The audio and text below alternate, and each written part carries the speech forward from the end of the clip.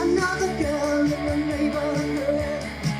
Last one in gets operated.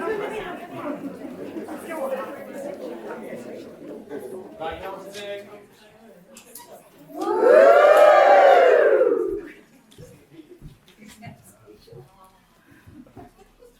Yay! Is everyone here now? Sorry. We thought Dr. Ticket was the last, but not. So it's great to have everyone back here. It's 4 years. Well, actually, it's one night, but 4 years since we performed here. And it's great to be back here. I've got to tell you a few things beforehand. Firstly, fire. We're not planning a fire tonight, but if there was one, there are some fire exits which you're allowed to leave by. Second thing, filming. The show's being filmed tonight, so there may be shots of you laughing. Now, if you prefer those not to be in film, then do tell us and let us know, and we can curse. and yeah, we can do something with it. But yeah, just in case. And the other thing is phones. Turn your phones off. Don't want them going off. And these two people, you're sitting next to the projector. So if you knock the projector, it'll ruin it for everyone else. Okay? Don't pull on any of the leads or press any of the buttons. Okay. Right, yes. So 4 years since we were here last. And it was February 2020. Remember February 2020? Oh, yes. Yeah, it was the one just before March 2020. And we all remember that, don't we? Because this virus is problematic. It's symptomatic. It's fandomatic. Why? It's COVID-19. COVID-19 gets some viral RNA from a live market stall, oh yeah. Keep talking, whoa, keep talking. A back drags the virus and gives it to us all, oh yeah. I get the monkey, I kill to get the monkey. Every time the one before, they'll make you shut the door. When the cough begins to hit, you'll be spreading lots of it. COVID-19. COVID-19, you're burning up the old and frail. COVID-19, very, very frightening. COVID-19 is spreading through the sick as well. COVID-19, no vaccine. Disease, You spread the disease. COVID-19. Ventilators, oxygen, and more viral tests, oh yeah. Try the antivirals and vaccines to assess, oh yeah. Counting drops of miles, see the virus on my socks. I'm not exaggerating, it's a global contagion. COVID-19. COVID-19, you close down all the schools and clubs. COVID-19, bad every night. COVID-19, you shut down all bars and pubs. COVID-19, the panic, fighting. Never seen no sun so clean. COVID-19.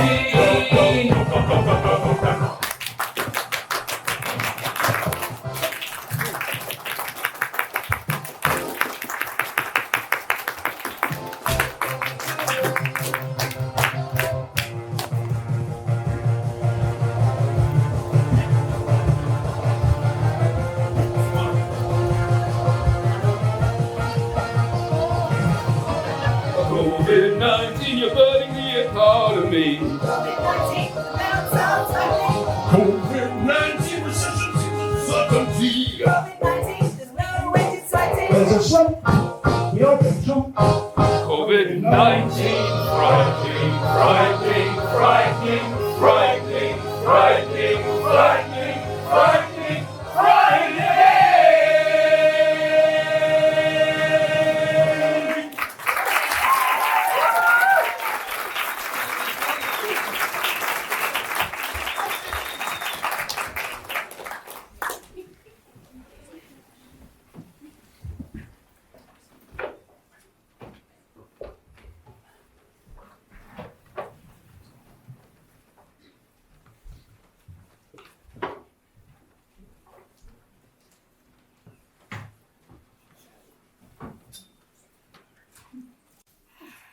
There we are, Mrs. Jenkins, home again. Oh, at last. I'm so glad that I'm out of that hospital. At least I could be looked after at home, just as if I was a hospital patient. Well, that's the beauty of the hospital at home service. It allows you to recover in your own environment. And don't worry, because if there are any problems, we'll just be at the end of the phone. And I'll be popping in twice a day to give you your intravenous antibiotics.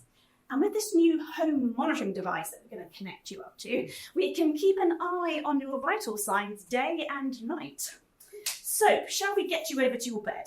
Oh, I can manage. I'm used to moving around my own room. Now, where's my trolley? I normally have a little trolley here that gets me from my dressing table over to my bed. Yes, we had to get rid of all that clutter. It was a tripping hazard, not suitable for a hospital. And we had to get rid of your carpet as well, because, it wasn't hygienic. And so the OTs have put down this lovely new vinyl flooring, and Brenda's just given it a good mop. What can we hip? Now, how about I get out your own knife? Oh, yes, please. Oh, that'll be lovely to be my own clothes again. These hospital gowns are just awful. Where's your natty? My natty is in that drawer of the bed. Oh,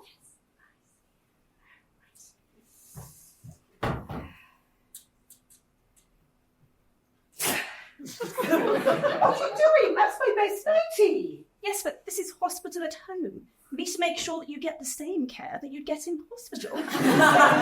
Now your natty opens at the back. Right, so What is supper walking here for you? Oh, thank you so much.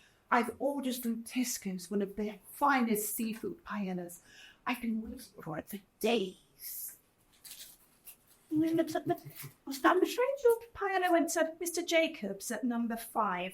This is what he ordered last week. Sorry about that. Oh, I'm not so sure about this. I thought I was coming home. Hospital at home. Yes, that's right. Just like being in hospital, but you're at home. No, I want to go home. Never mind about Frank. He's quite harmless. We put him in your spare room as a stepping stone to getting him back to his own place. He shouldn't be here for too long. No, I want to go to the loo. Not to worry. He's normally pretty quiet during the day. He just tends to get a bit muddled overnight. Oh, what's that terrible smell? Oh, I almost forgot. Have you finished with the commode, Eric?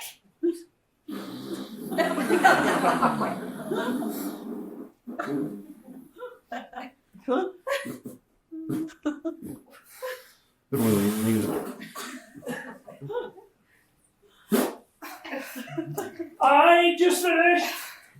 Eric, this is Ira joining you from the hospital. Oh, hello, Ira. This is my home. Hospital at home? We pride ourselves in delivering the authentic hospital experience in your own home. It was with a consent form you signed. No, I'm not so sure about this. Take me back. Take me back to the hospital. Please, son. What's that noise? Oh, it's just the men building the new car park. Look. My garden. Oh, look, they're installing the scanner for the new community diagnostic centre. My shed. Care closer to home makes your heart swell with pride. What's that noise now? Just the new transfer from ICU.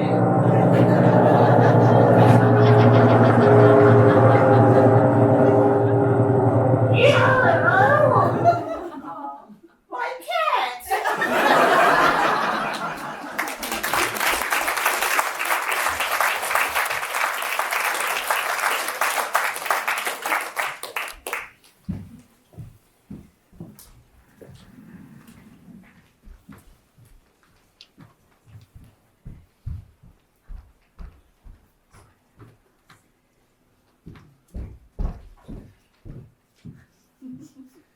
Yes, we had a great year, didn't we? But there were some losses this year. Dame Edna Everett sadly passed away. And another of the great losses was the great Tony Bennett. He was one of the great crooners of our time. And when I heard that he died, I thought to myself, I wonder if he's ever been to Dorset. Well, you would, wouldn't you? And I thought to myself, he might have come here for his holidays, collecting fossils or something.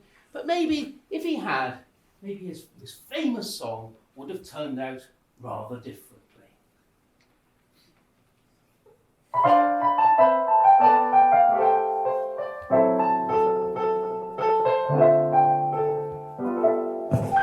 The loveliness of Paris seems somehow sadly gay.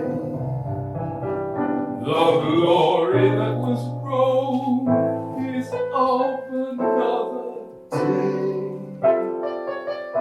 I've been incredibly alone and forgotten in Manhattan. I'm going home to that village by Westgate. I left my heart in Burton Bradstone.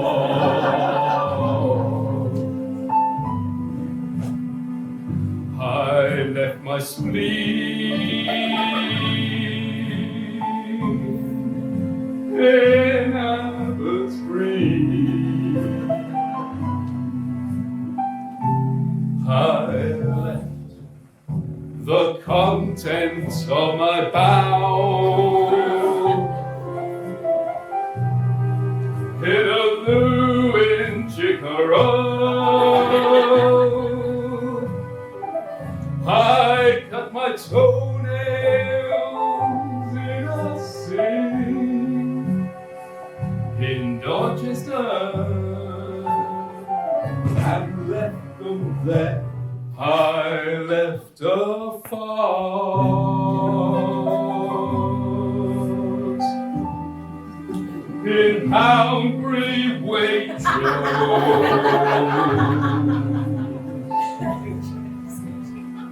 On Egerton Hill, I had a weep,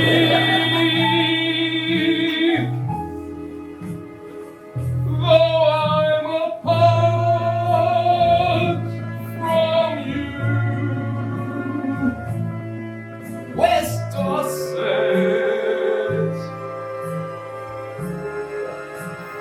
you've still got several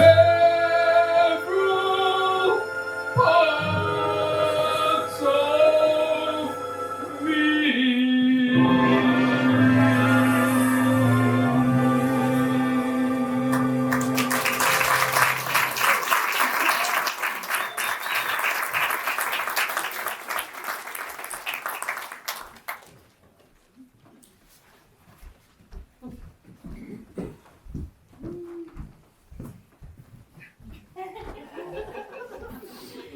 Welcome to the annual general meeting. Let's start with introductions, please. You all know me. COVID-19. The most important virus of a generation and responsible for a global pandemic. I thank you. All right. I am Ebola. I caused a deadly outbreak in Africa. Yesterday's news. On HPV, I cause genital warts and cervical cancer. I ain't enough taking a hit with that vaccine though. Yeah, Bloody vaccines. Hi everyone, I'm Flu. I sometimes come in form A and sometimes form B. Respiratory syncytial virus. I usually bother children, but branched out this year and dipped my toe into the adult market. Yeah, well done. And I'm HIV, made famous by the film It's a Sin!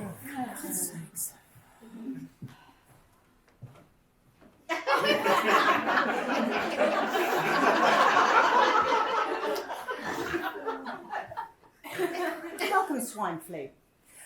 How about we go through the highs and lows of the last year? Swine flu, starting with you.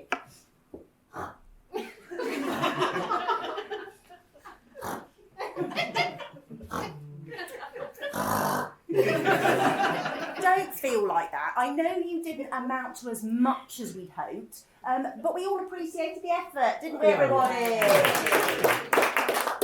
Ebola, what updates from you?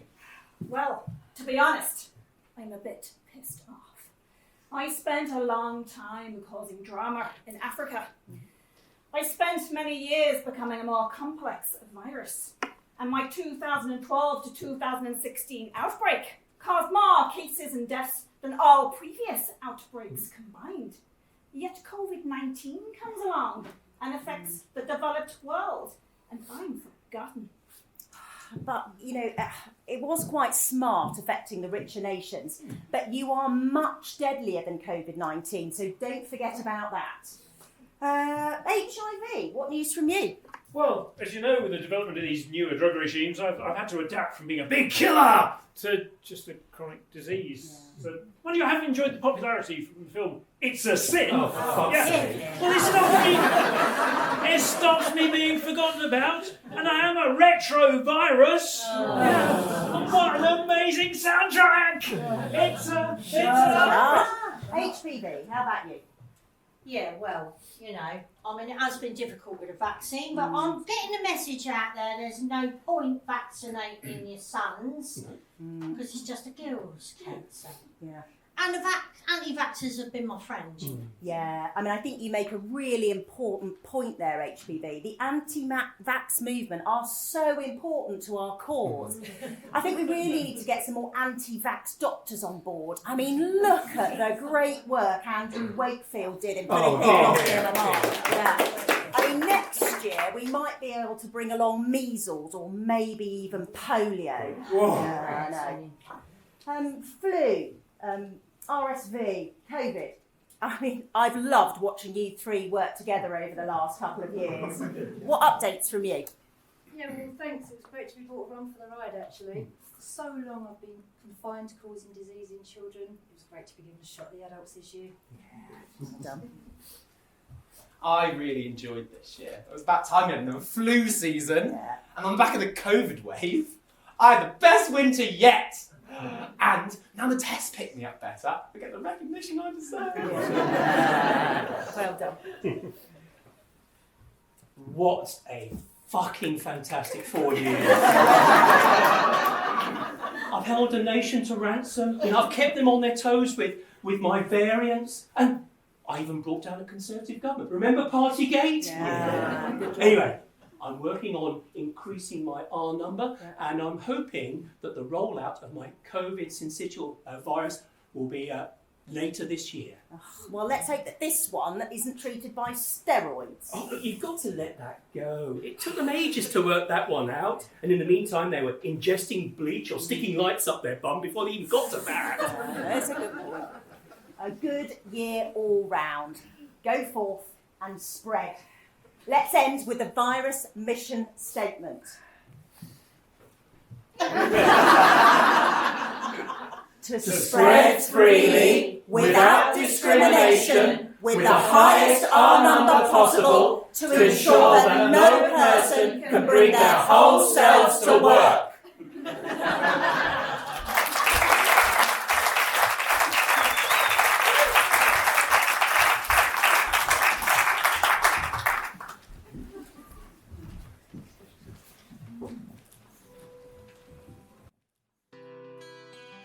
Pharmacy.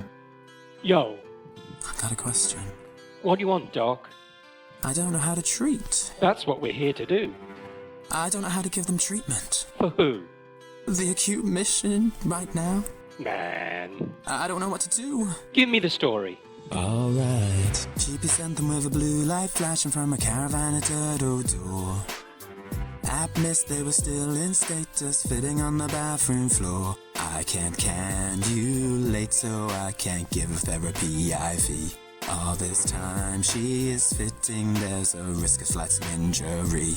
So you can't give the treatment intravenous. Oral inhale treatment could be dangerous. You better find a fix before you turn into a killer. Let's review the situation that you're caught up in. To be a consultant, you have to know how to play.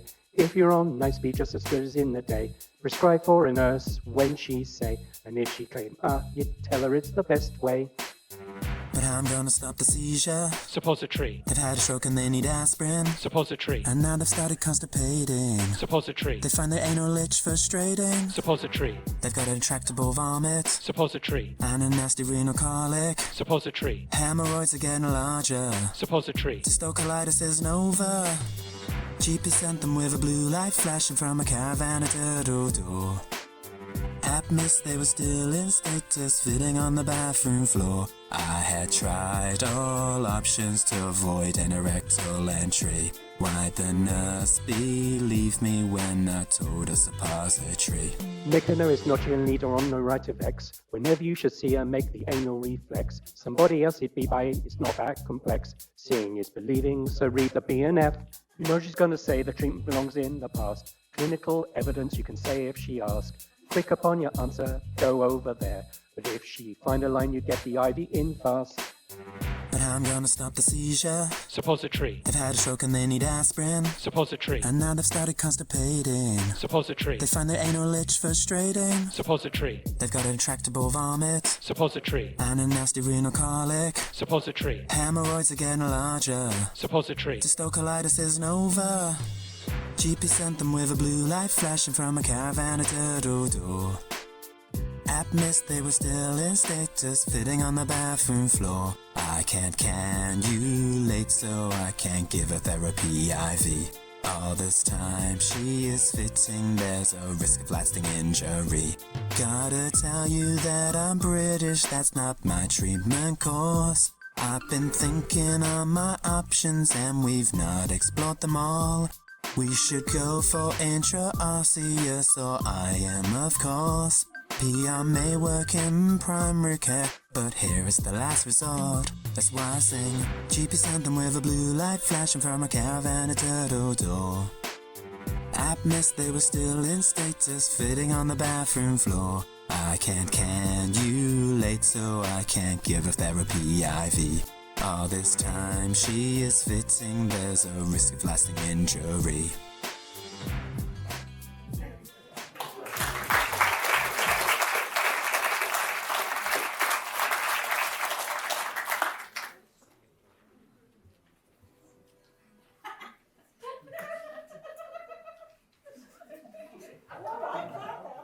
And now we go over live to Hugh Edwards, who is at Dorset County Hospital for the much-awaited coronation of the new consultant respiratory physician.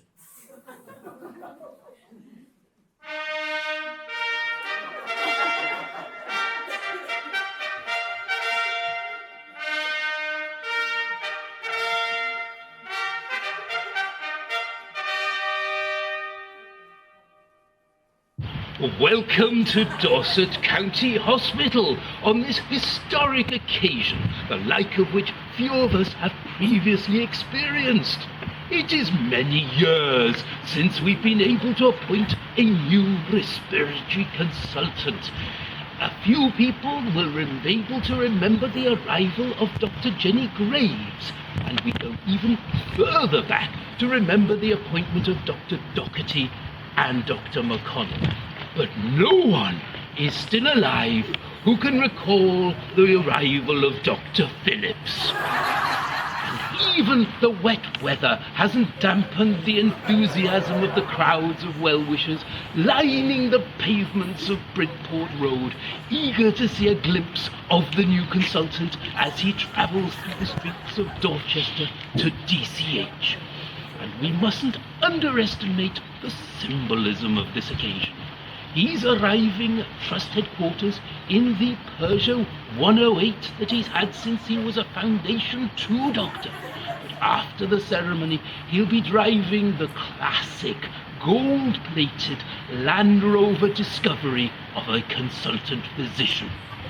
And Angela is with the well-wishers as they gather outside Trust headquarters. Angela, How are you getting on? Hugh. Well, it's certainly umbrella weather here on Bridport Road. And with me here is Jackie. She's been waiting a long time to sit for the arrival of the new respiratory consultant. How long have you been waiting? Well, my GP referred me 8 months ago, but my cough's been bothering me for nigh on 40 years. And what made you want to come out today? Well, it's a once-in-a-lifetime event. A new consultant respiratory physician. I wouldn't miss it for the world. Yes, and you've been camping out here for the last fortnight in terrible weather. That's a bit extreme, isn't it? Well, I wanted to be first in the queue, but it hasn't done my cough any good. Yes, indeed. And here is Malcolm. What have you brought today, Malcolm? Well, I brought my sputum pot so I could get a diagnosis on my chest problem as he passes by. Well, good luck with that, Malcolm. Back to you, Hugh. Thanks, Angela. And like much of the proceedings of the day, there will be the elements of the old and the new. I hear in my ear that he's just approaching Monkey Jump Roundabout behind me, and he will then travel through Poundbury, an ancient settlement which dates from Stone Age times. At this first roundabout here, he will dither a little as he wonders whether it would be quicker to take the conventional route, turning right past Sunnyday's nursery, or whether he might be better off having a quick nip through the middle of the village, braving the ramps and elderly pedestrians. And here he is, approaching the roundabout. Let's see what he will do.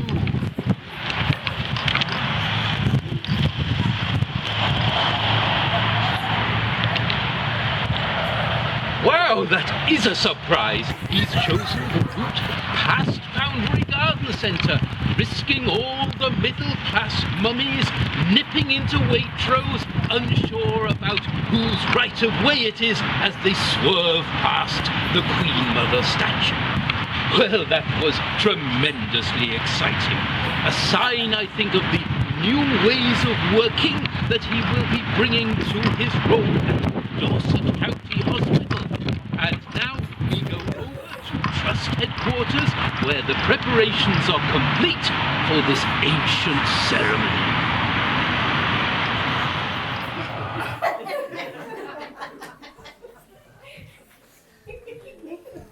And Trust Headquarters has been filling up for the past few hours with dignitaries from across the Trust and beyond, coming to pay their respects to the new consultant and pledge allegiance to him. In the congregation, I can see Dr. Lucy Pierce. She's wearing her AstroTurf jumper this evening that she got from Weymouth Garden Centre. Whilst Lynn Cottrell, now she's decided to attend wearing a zebra crossing. Very nice. On the stage is the chairman, the chief executive, the chief medical officer, and the chief nursing officer. And just out of shot is the chief operating officer, Anita Thomas. She's wearing the uniform of the chief inspector of the Dorset Constabulary, whilst the chief inspector himself is wearing Anita's slightly revealing bright green Versace dress that she found at the Oxfam shop in Yeovil. Interesting bit of cross-dressing there. Now, much thought has gone into the ceremony today, aiming to combine the traditional and the new. The Trust is keen to show that it's capable of innovation, so Anita Thomas has got herself some new shoes from Peacocks. Nick Johnson's updated his email password, and Professor Hutchison has put on a clean pair of pants for the occasion. So for that, we're all grateful. And leading the service today is the new chairman of the Trust. And I'm told that the consultant has arrived at the north door of Trust Headquarters. He will press the traditional entry code buzzer and then sneak in when someone else walks out.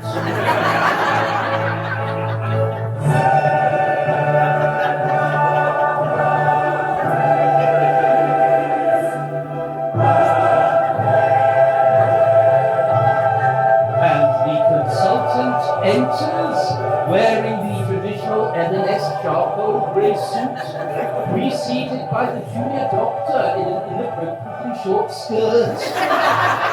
And carrying a large set of hospital notes. Apparently she'd been training for this for several months and had to take a couple of cocodamol beforehand to get herself through the service.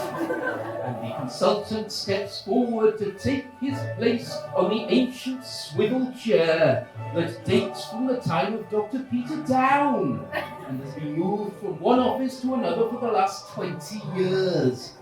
For this occasion, the torn seat and the bulging foam has been fixed with a bit of old gaffer tape. However, the lever that allows you to change the height is still broken. It's remarkable that after years of working hard, night and day, training for the ultimate culmination of his life's ambition, this is what he gets to sit on. But then again, he hasn't seen his computer yet.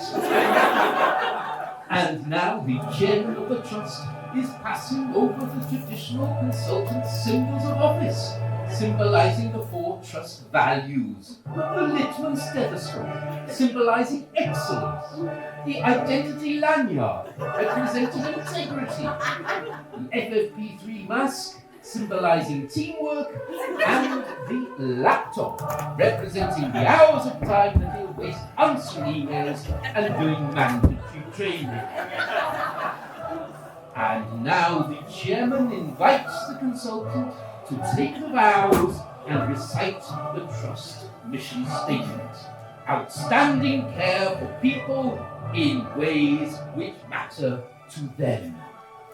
Do you, Dr. William, Henry, Stephen, Richard, John, Edward, Mary, Elizabeth, James, Charles, Anne, George, Victoria, Smith, vow to pursue the ambitions of the Trust Mission Statement? I do. The Trust Mission Statement, which is... yes, so you say the mission statement. Yes, at your interview you said it resonates very much with my own personal approach to healthcare, if I remember correctly, yes? Yes, of course, the mission statement. Making patients better. Outstanding care. Outstanding care for patients. For people. People, so that they... In ways which might make them... In ways which matter. In ways that matter... Which? In ways which matter. Which? No. Upstanding care. Outstanding care for people in ways which matter a lot. To them!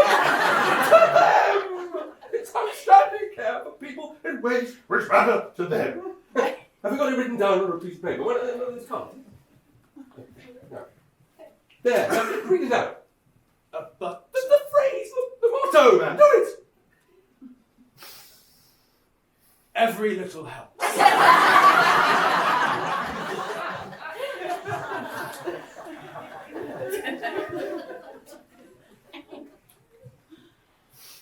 Outstanding care for people in ways which matter to them. Really? What? Is that what you got? Put some life into it. Say it like you mean it. Look, right? Outstanding care for people in ways which matter to them.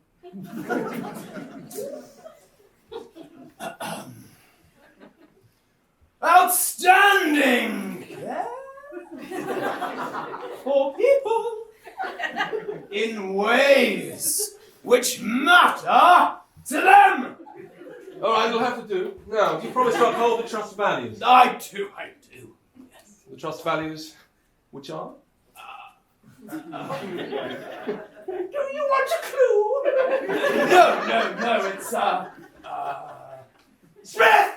You're not a waste of space! I don't know why he's behind you! He's coming today! He's got no idea of why he's here, what he's supposed to be doing! The trust values are teamwork, integrity, and excellence. None of which you showed here today. You made an absolute mockery of this ancient tradition, and I don't know what? The values? Yes? Respect. What about it? The fourth value? No, we did away with that one. You wanted to, but we... So...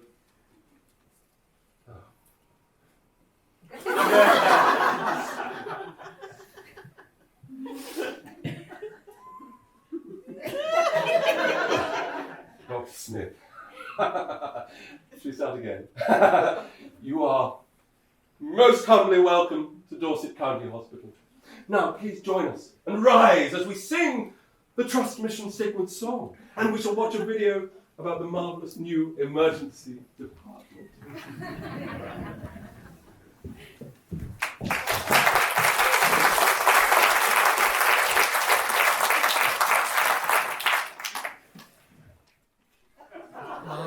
Outstanding care for people in ways which matter to them. Outstanding care for people in ways which matter to them. Outstanding care for people in ways which matter to them. Outstanding care for people in ways which matter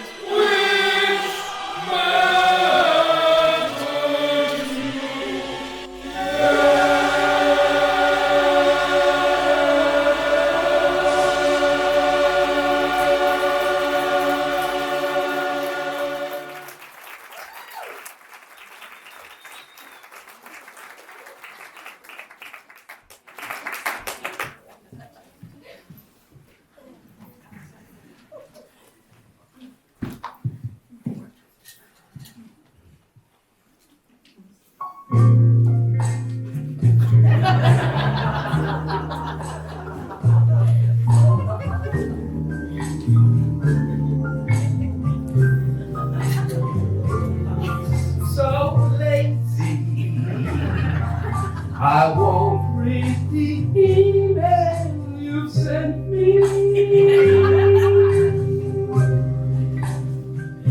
So lazy, won't bother replying to you.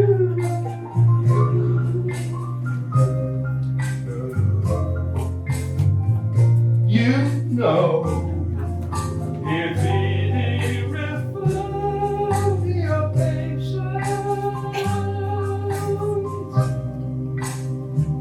I'll refuse it. Leave that to the medics to do.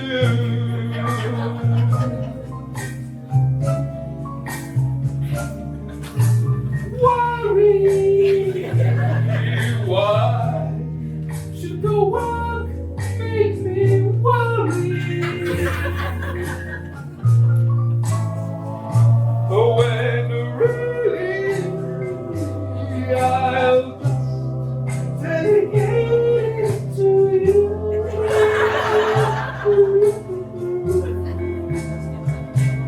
So lazy, I'm heading home 2 hours before you. I'd be crazy for trying when I'm really work shy and I'm a lazy, so I'll dump it on you. So lazy, I'm heading home 2 hours before you.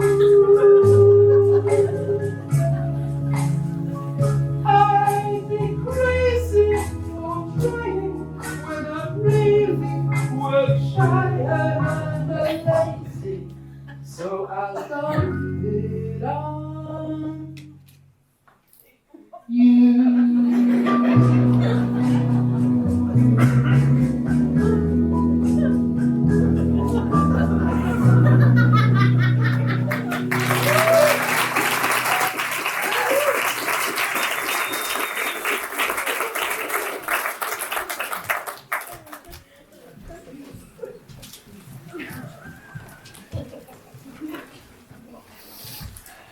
Good morning. I hope you can help me. I'm here to visit a friend on Abbotsbury Walk. It took so long to get parts from the multi-story. I'm worried I missed the visiting times. Oh no, of course not. Let me show you the way. No, we'll all go up together. Oh, that's not necessary. Just point me in the right direction. No, we insist. Well, I don't need an entourage. Just one of you will be lovely. Okay, Graham, you take her up and I'll see you back here in 7 minutes. Right, yeah, then. Right this way.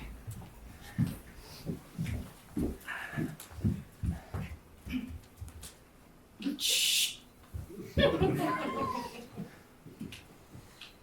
Doors closing.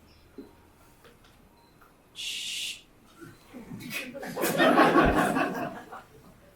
Don't show any signs of panic. Don't do it. There's cameras in the walls. Gotta help me. Being held captive against my will. Came in kidney stones to be removed 4 months ago. On the back of the consent form there's a little paragraph. I didn't read it, I signed it, like you do. The gist of it is I've got to show people around here for the rest of my life. And they drug me. And locked me up at the back of the fridge away in a cupboard. And there's a non-disclosure clause that means I can't tell anyone, or they'll put the kidney stones back in. Using a no, I can't think about that. Doors opening. Hello. I'm sure you aren't confused about this. I am perfectly lucid. This is the first time I've been left alone. You've got to help me. What should I do? Should I press a fire alarm? Don't cause suspicion. What you've got to do is you've got to see your friend, and then you've got to go back to your car very calmly, and then you've got to get out of here and call for help. Not the police. They're in on it. They won't help. What do you suggest? Who should I call? I've got a friend. He's a lawyer. Here's his address and number. We've got to just call him. I don't want to drag him in on this, but I've got no other way. Oh, Aberspringport. What was your friend's bed number? Bay 4. Oh, okay. Oh, this must be her. Oh, Graham.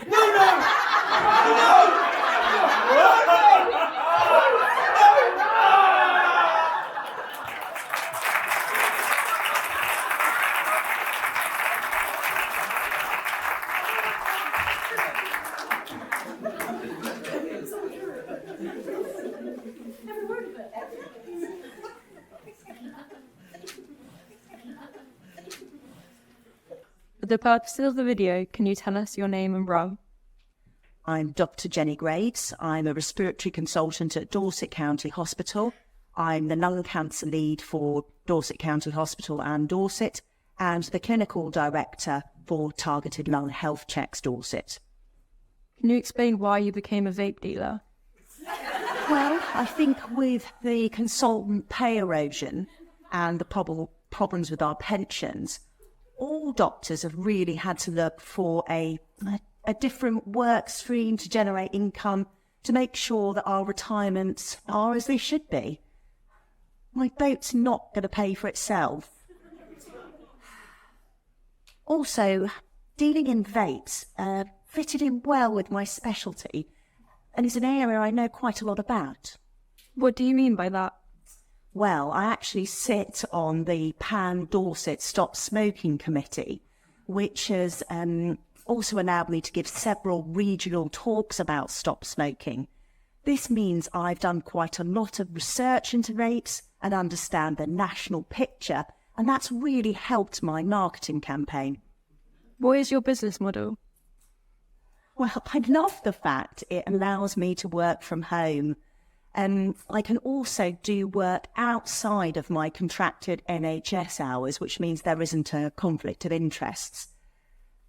I did find that just selling to adults wasn't making quite enough money, so I drafted in my 2 daughters to help with the business, and that allows me to spend good quality family time with them. And I also think that by being able to say that I'm a respiratory consultant gives an extra layer of confidence to my customers. What do your daughters bring to the business? Well, my 2 daughters are in 2 different school years at 2 different schools in Dorset, so it allows me to spread my net quite wide. I've also enrolled one of my daughter's boyfriends into the group, which allows me to target both younger boys and younger girls. I've also been able to reach out to my daughter's netball team, which has allowed me to sort of get more customers. I find it hugely helpful that my daughters are able to say, my mum is a doctor, she can get hold of the really good stuff. I mean, obviously, I just bulk buy on Amazon and then separate the vapes like everyone else does. Do you feel bad about selling to children? I mean, come on, they make donut flavour vapes. Who else were they designed for? And in reality, in view of the fact we don't have a lot of long-term data regarding the effects of vaping on young children, the hope is it will worsen respiratory conditions going forward and therefore shore up my NHS practice going forward. Well, thank you for your time today. Lastly, do you yourself vape? And be ridiculous. I wouldn't want to inhale chemicals into my body. I mean, I frankly don't really believe in any drugs. Toast? Yeah. Can you bring the Prosecco over here?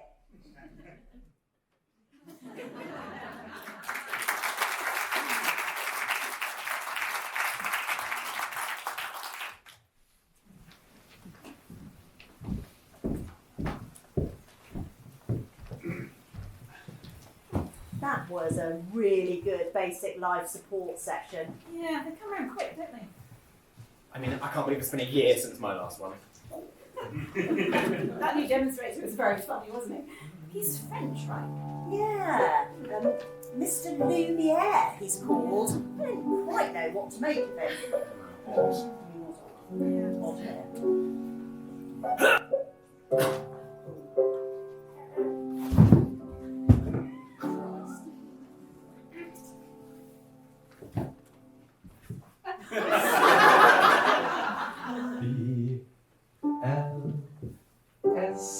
BLS, put your train into the test.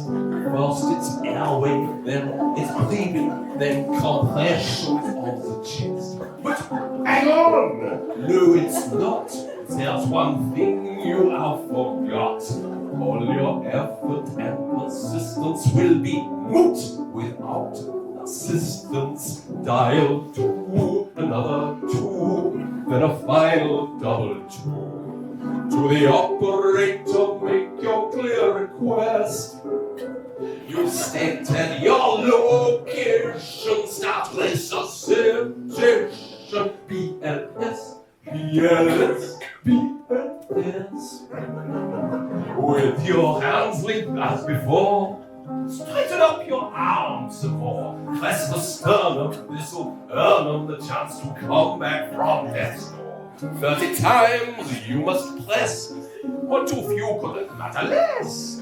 No one's going to start complaining just as long as you are straining. While you're warming to your task, your friend preps the bag and mask. When you give the sign, they give 2 sturdy breaths. Then back to chest compression. Your force must not lessen. BLS. Your stress, swap around as we suggest. BLS, BLS, BLS. Life, it is so fleeting. When the heart, it is not beating. No oxygen his brain relies upon. Ah, those good old days when he was laughing. Suddenly, those good old days are gone. 2 minutes we've been trying with a patient slowly dying. He needs a shock, a chance to cardiovert. We'll look around and start to feel hopeless. This whole thing is crazy. Then in they come and whoops a daisy. ALS, ALS. It's a real, it's the test. Defibrillate, it's not too late. Go on, get those buttons pressed. Adrenaline is flying in. We allow ourselves a grin while the experts do their antics. We step back and get static. Take a breath. Feel good. You know you really should. You helped out the cardiac arrest. He's back in silence, rhythm. We're all smiling with him of success. You're the best at BLS.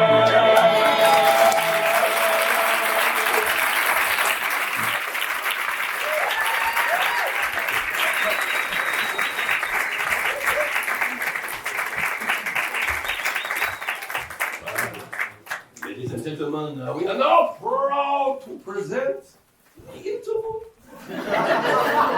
So please join us for refreshment in the, how you say, foyer?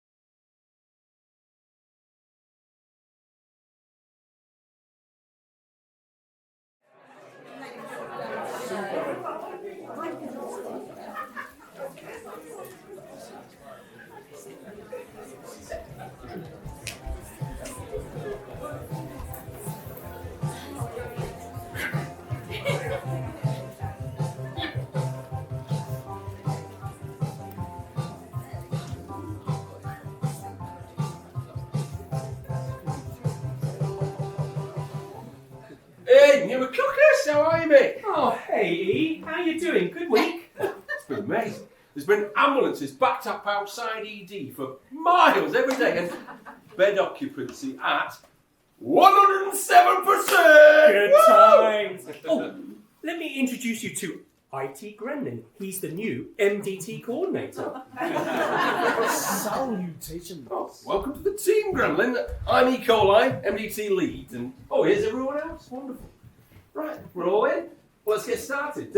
Before we begin, I'd like to thank Procter & Gamble for providing the tuna sandwich that is the venue for today's meeting. It's a week past its best before date, just as we like it. Now, first patient on the list is, Mrs. Jenkins, of course. A very old friend, Mrs. J. Any updates on her mismanagement plan? Oh, well, we've got some progress. We've now got 3 plastic tubes sticking out of various parts of her anatomy, which, of course, means 3 different routes for the opportunistic bacteria to get stuck in. So, why is she not septic already? Staphylococcus? It's not that simple. We've been waiting for her nutritional status to deteriorate. And, of course, she's under the care of Dr. Phillips. He never lets his guard down. Such impeccable sterile technique. And he always chooses the perfect antibiotic regime. He never gives us a sniff. Well, you're multi-drug resistant, aren't you? Not enough. We keep mutating as fast as we can, but it's not enough to keep ahead of Phillips. All right, well, let's think laterally. Norovirus, can you somehow insert yourself into Phillips' GI tract and, get him off work sick? Buy yourself some breathing space. I mean, he's got the constitution of a triceratops. His immune system armor-plated. We just don't have the firepower! Oh, I remember the triceratops. Used to make a lovely roaring noise when it had a boil on its bottom. Yeah, pity we made it go extinct, really. Please keep focus on the here and now. What else have we got now?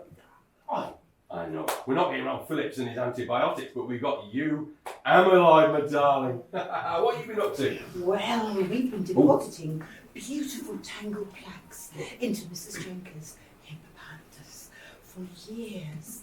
Her memory is like a lace brocade. And we're a little bit concerned. We've been reading about this new treatment in the Daily Mail. Oh, not Donanimab. Donanimab, my darling, do not worry. Donanimab is going to take years for the regulator to give it the green light. And you know what? It's only going to slightly slow down the progression of Alzheimer's. You are still our champion in curable disease, my darling. Thank you. By the way, don't read the mail. It rots your brain. So, how are you fungi getting on?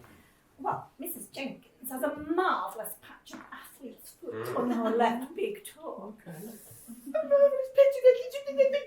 But she's a sitting duck for a raging hepatic abscess, at least. Or what about a good old-fashioned aspergilloma? Well, we'll do what we can. She's got a very promising crop of spores in the bottom of her handbag.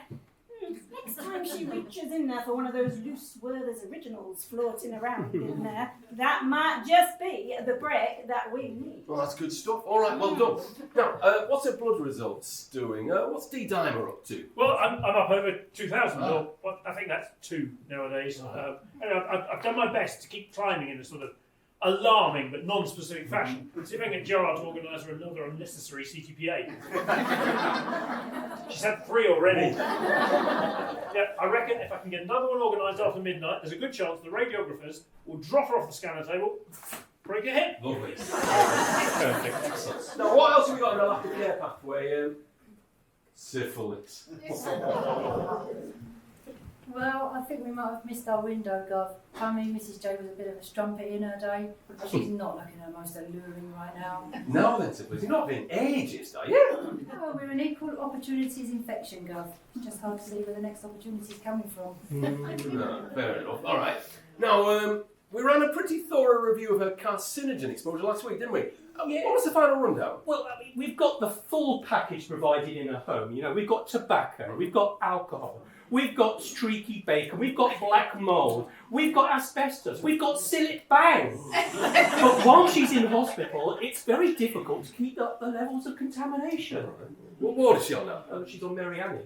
Mary Annie, all right. Well, at least there's gusts of aviation fuel coming in the window from the helicopter. And I've got second-hand smoke from the sister's uniform. Can I make a suggestion?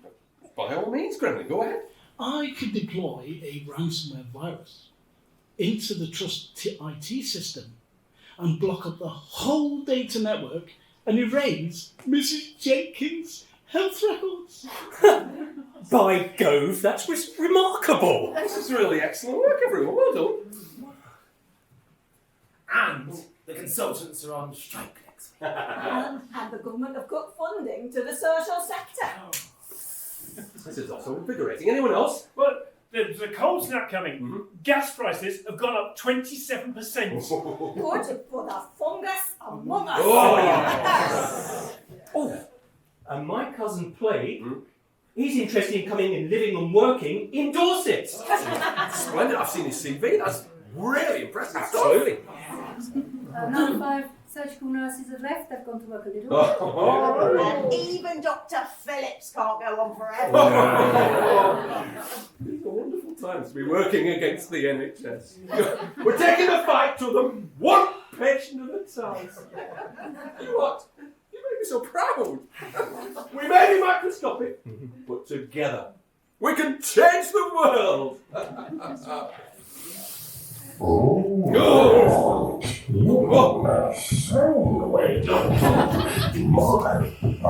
Someone's picked up the tuna sandwich! They're going to eat us!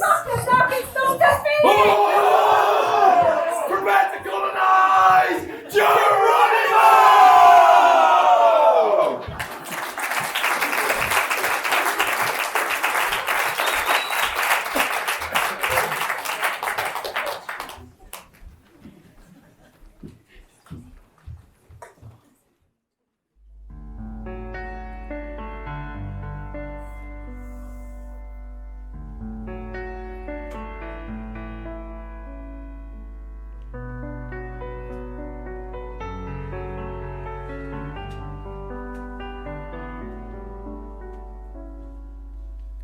We don't get everything right the first time. In fact, we hear that a lot.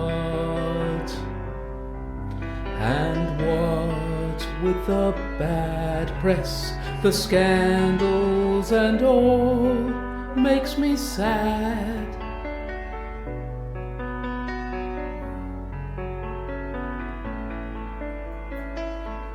But where would we be today without our precious NHS that we need every day? So we know that we are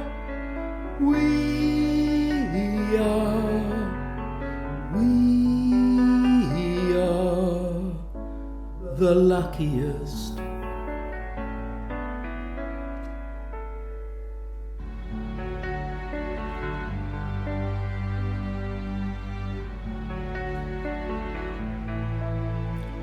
What if you'd been born 80 years ago to a world where healthcare wasn't free? You'd live with the fear that if illness should strike, what to do?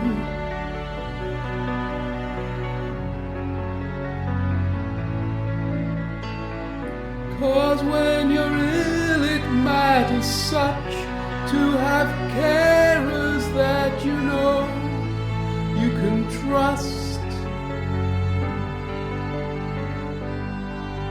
So you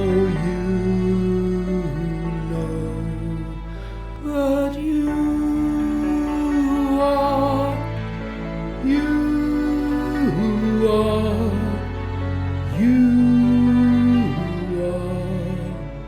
the luckiest. To work in healthcare can be tough, but it's humbling to care for you.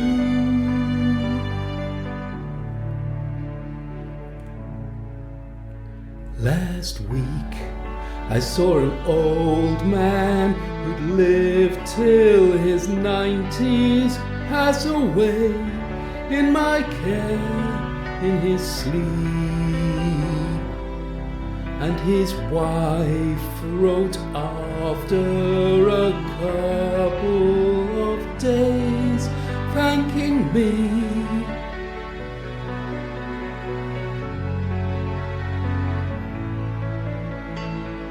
Cause it's at moments just like that when I'm privileged to be part of you.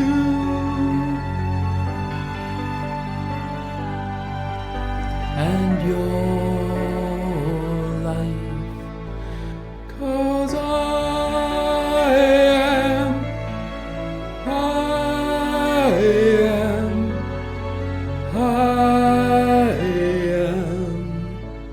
the luckiest.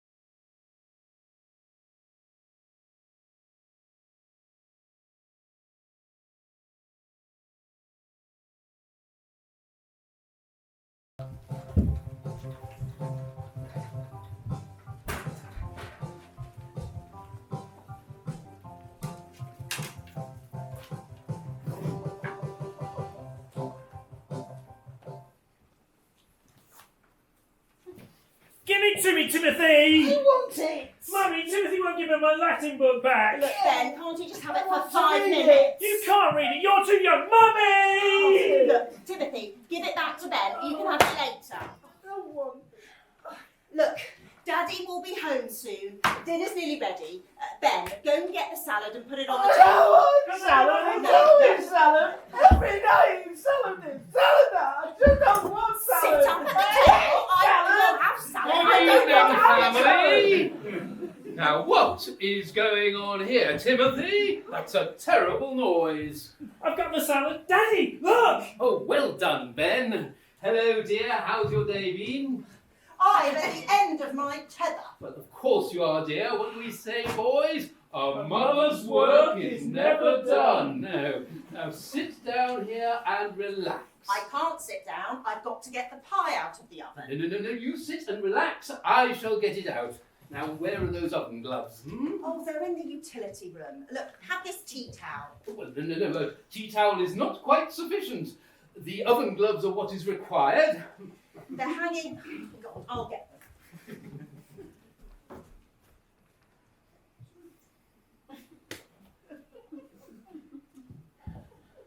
There you are. Thank you, Mummy. Right, now then. Oh, yes, now, there we go. Oh, doesn't that look lovely?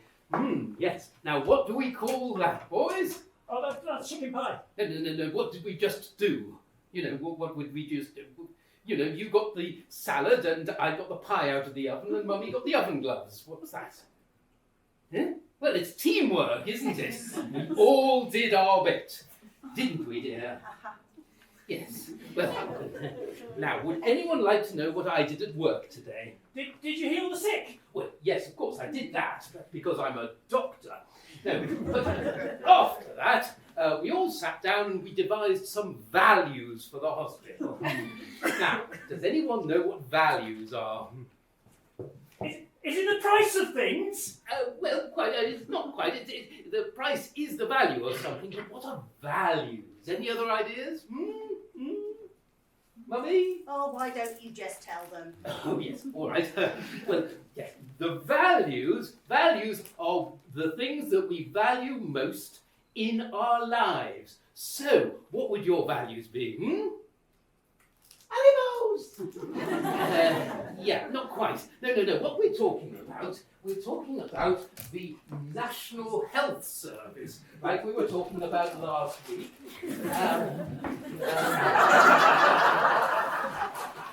So, yes, we're talking about the values of the National Health Service. So, what are the important things that people in the National Health Service do? Making ill people better. Yeah, that is what we do, but it's not one of our values. I think the patients might value it. Yes, well, maybe they would, I suppose, yes. As they would getting to see a GP in a timely fashion, or not having to wait for 4 hours in A&E, or getting an ambulance in time to actually save their lives. Yes, those are more organisational targets rather than personal values. Values are even more important than targets. Are they? Yes, well, the targets are somewhat less important than they used to be in terms of achieving them. That's because we can't afford to achieve them anymore. Well, that might be one of the reasons, but you see, now instead, the hospitals are holding their staff to account for their personal values. Because it doesn't cost anything. Well, so what we're looking for are nouns to describe good ways of behaviour. Now, Timothy, do you remember nouns? No. I do. They're naming words. Yes, they are. You're right. So, as an example, teamworking is a noun, and it's also one of the hospital values. Just like we did earlier when we put the supper on the table, and you did the salad. Do you want me to think of a value, or something that's important? Wiping bottoms, for example.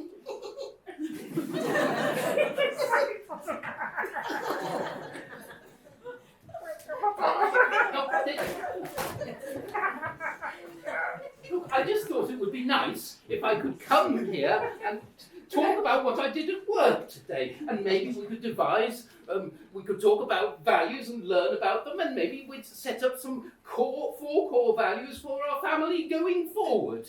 Did you? Yes, you know, values such as respect. Oh, respect. Yes. I've thought of a value. Oh, have you? Yeah. Patronising. Oh, right. So Pat, what do we think of that, boys, as a value? I'm not sure. No, I'm not sure either.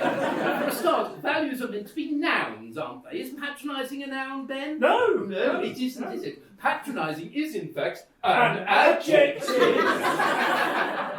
But it does bring us on to the next value, which is respect, because we all deserve to be treated with respect. Timothy doesn't. Yes, he does. Yes, he does, doesn't he, Mummy? Should we just eat up? Dinner's getting cold. Yes, we were so much enjoying talking about values that we forgot to eat anything. Oh, yes. Oh, no, this pie does look very good, doesn't it? But I'd go as far as to say it looks excellent. Which brings us on to the third value, which is excellence. But this morning, Mrs. Henderson said my Latin homework was excellent. Yes, and whatever we do, we should be striving for excellence, just like Mummy did this morning with this salad. It's just salad. No. It is an excellent salad. And so what do we do when people do something that's excellent, do we, boys? We thank them. Thank you, Mummy. That's my pleasure. Yes, and we also give them a round of applause, don't we, dear? Well done, Mummy. It's just salad. We also give them a token award of excellence to show how excellent they are. Look. Oh, Mummy. yes. Well done, Mummy. Still just salad. So this brings us on to the fourth value. Oh, Can anyone? for fuck's sake. Any ideas? Oh, well, I'll tell you anyway. It is integrity, because you should always tell the truth. I always tell the truth. So do I? No, you don't. You didn't tell the truth when you broke the fruit bowl. Yes, I did. No, you didn't. I told Mummy the truth. I guess it's very easy to tell the truth about somebody else when they've done something wrong, but much more difficult to tell the truth about yourself when you've done something wrong, isn't it, Mummy? So anyway, I thought it would be nice if we could devise 4 core values for our family going forward. And maybe we could adopt them, these ones, or maybe some other ones, and we could have a star chart for if you've displayed some really good values. Yes, or a league table for who's displayed the best values that month. Or a weekly newsletter outlining everyone's excellent achievements. Yes, Timothy? Or a system for bedrooms, grading them from bronze, silver and gold, depending on how clean they are. Oh, yes!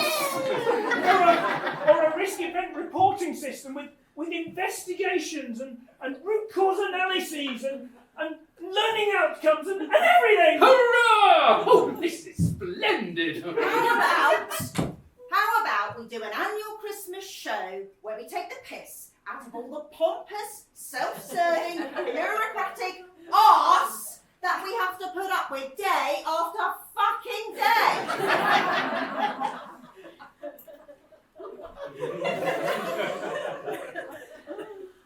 Nah, that'll be rubbish.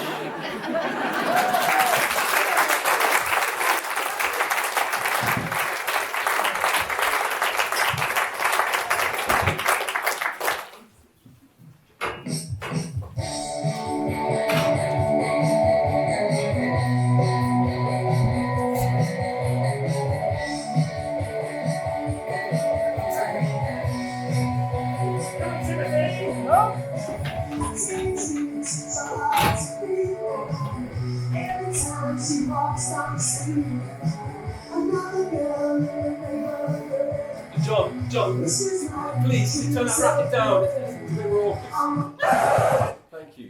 It's a wonderful song, Teenage Kicks, by the Undertones, but we're going to do a version which is a little more age appropriate.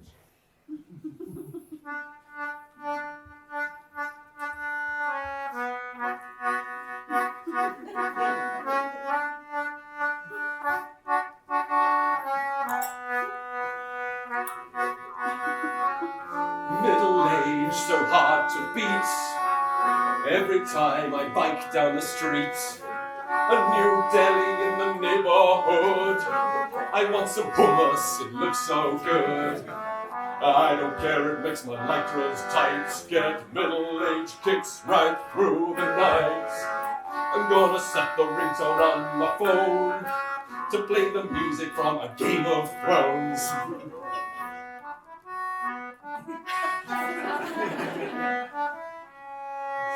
But how to do it? Oh, I'm such a jerk. I need my 10-year-old to make it work. If I could only get my password right, get middle-aged kicks right through the night. My wife is angry cause I bought a boat, the most delightful thing afloat. She says she wants to get the kitchen done. I have to sell my boat, no more floating fun. I don't want to have another fight, get my arse kicked right through the night. In the bedroom is where I want to be. My special mattress gonna pleasure me. It's orthopedic, it aligns my spine, and I'm always tucked up tight by 9. And I've got a fancy reading light, get middle-aged kicks right through the night.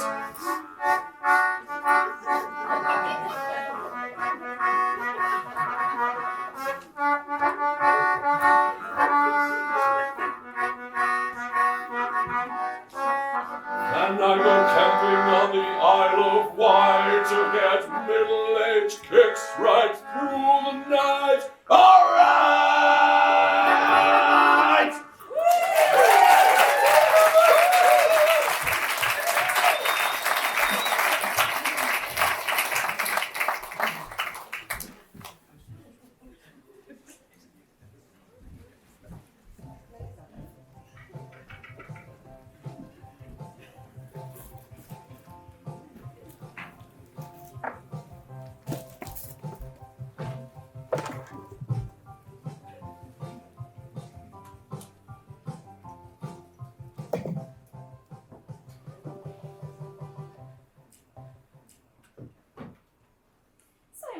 things. Shall we try out this new home monitoring device I mentioned? Oh, well, we'll give it a go. Is it like that button I wear around my neck in case I have a fall? Yes, it's similar, but it does a lot more. Oh, Clive here is from our computer department. He's brought the equipment. Hello, Mrs. J. Yeah, I've put the equipment over there, so Penny will help put it on. But I've just got to download the app onto your phone so we can monitor things. Oh, I'm not so sure about those app things. I usually leave that to my granddaughter. Will you come along over here and we'll connect up the equipment? Yeah, I've just got to set up the password and the various settings. So what are we going to be monitoring, Penny? Heart rate, blood pressure, saturations. Oh, a respiratory rate? Oh yes, we need to keep an eye on her asthma. Oh, in that case you want a smart inhaler monitoring and the virtual peak flow monitoring. Yeah. What about her heart failure? Oh, yeah, we can do fluid balance and we can do daily weights. Any sleep apnea? Snort. No, I don't think so. My Eric used to. Yeah, other way around. Okay, well we can monitor the nasal airflow, the chest movements, we can do limb movements and EEG. Sounds good. Can we monitor her diabetes? Blood sugar monitoring, all installed, and calories in, calories out. That's great. Well, I think we're all set. Good. Over there, that's very good. Well done. There we go. Let's go to your chair. If you don't trip on those wires, then again, if you do, just press the red button and we'll know.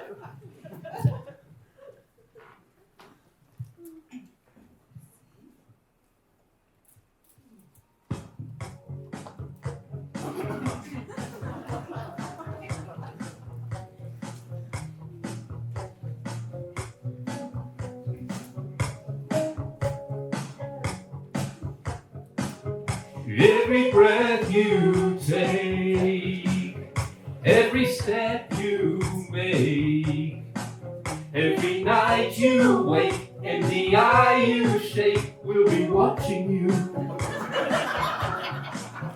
Every single day, you miss your steroid spray. Your smart inhalers say if your technique's okay, 'cause we're watching you. 'Cause we do pulmonary rehab virtually. So now my phone vibrates with every step you take. Each peak flow you fake, every puff you take, each bronchus you dilate, each beat double trait will be watching you. We are longing to see you desaturate, or check at night as you dip your peak flow rate. When it gets cold, we'll see you exacerbate. And with this app, I can also check your weight. I'll keep spying on you when you eat.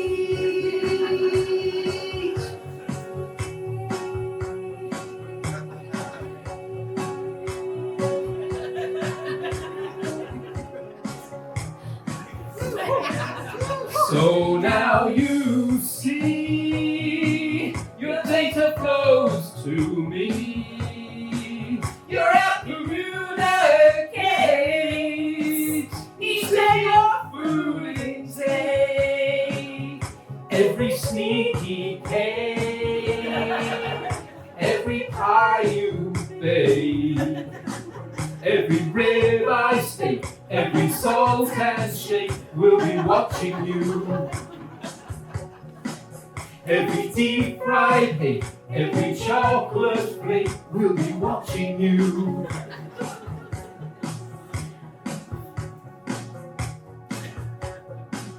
Oh, we'll be watching you.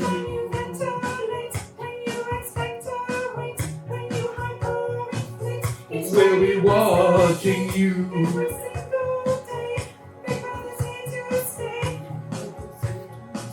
You'll never get away.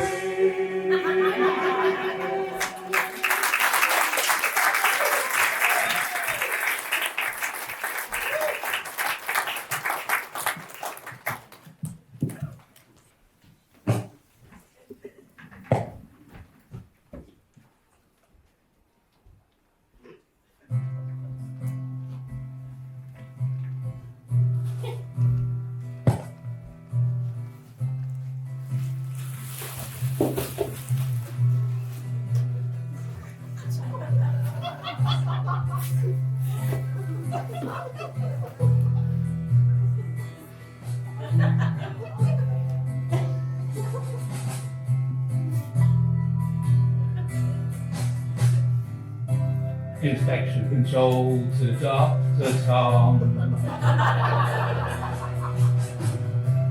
Infection control to Dr. Tom. Don your PPE and put your hazmat on. Infection control to Dr. Tom.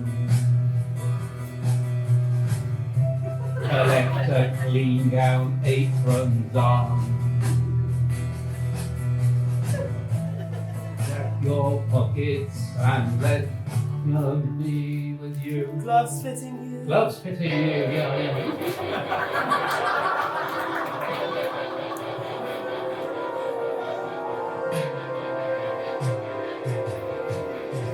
This is infection control to Dr. Tom. Your mask must fit your face. And who cares whatever size of blues you wear? There's only small or extra large to spare. This is Dr. Tom to infection control. I'm stepping through the door. And the wall looks very different today. 'Cause my glasses mist whenever I exhale. For here I'm dressed up like a spaceman. Halfway around the world. I'm hot and sweaty too, and I suddenly need glue.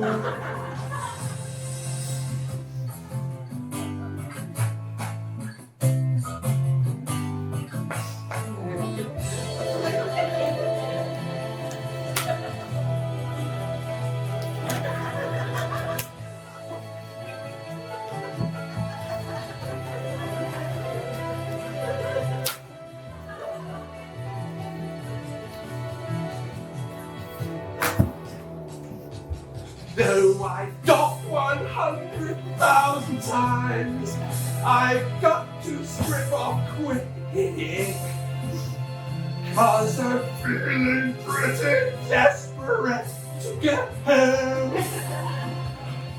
Need my wife to put a wash on when I'm home. Infection control to Dr. Tom, what's going on? You're doffing wrong. Can you hear me, Dr. Tom? Can you hear me, Dr. Tom? Can you hear me, Dr. Tom? Can you hear? Am I sitting on the bed? In the middle of the wall. I can finally have a pool and complete my wardrobe too.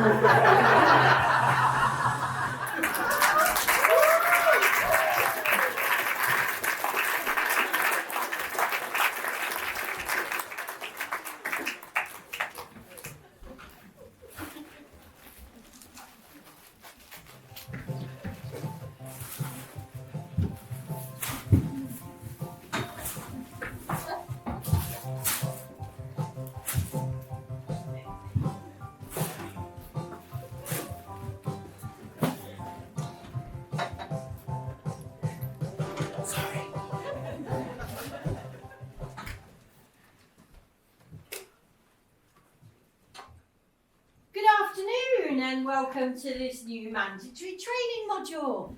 I suppose any of you have done this new module, have you? Anyone done BRS training?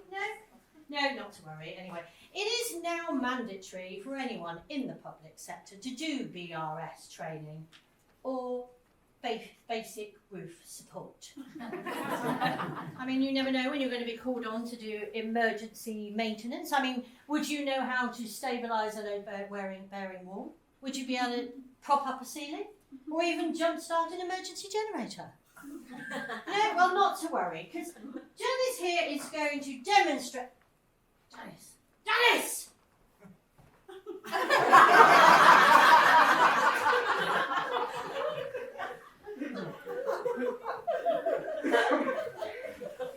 As I said, Janice is going to demonstrate the techniques while I talk you through it.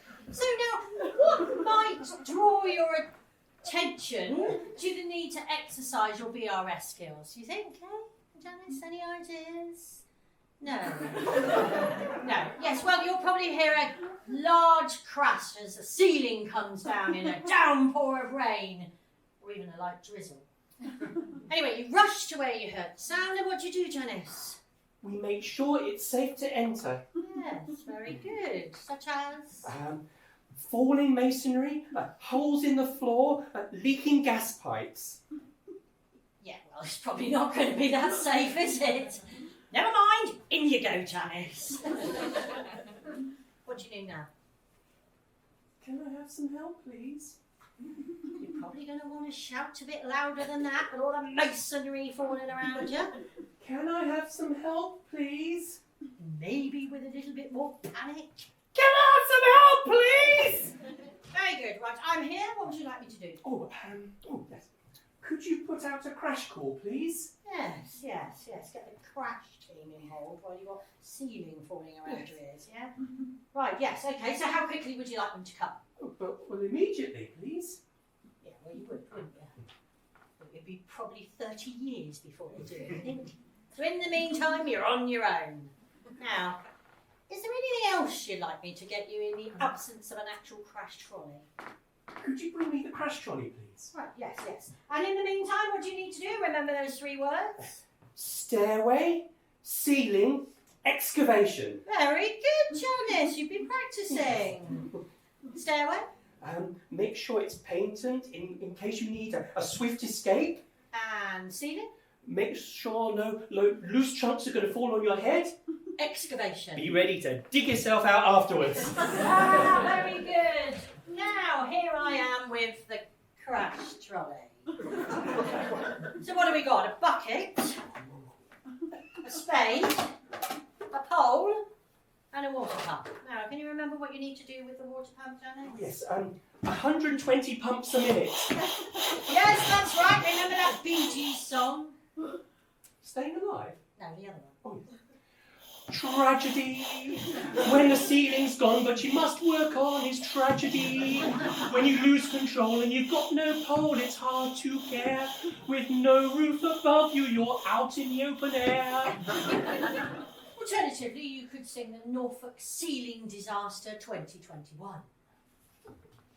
In the event of using rack as masonry, it was something everyone could well foresee. It's an inevitable consequence they knew. Have you seen the wards, Dr. Jones? It was here, but now it's on the outside. And if you whisper too loud, the rack will subside, Dr. Jones.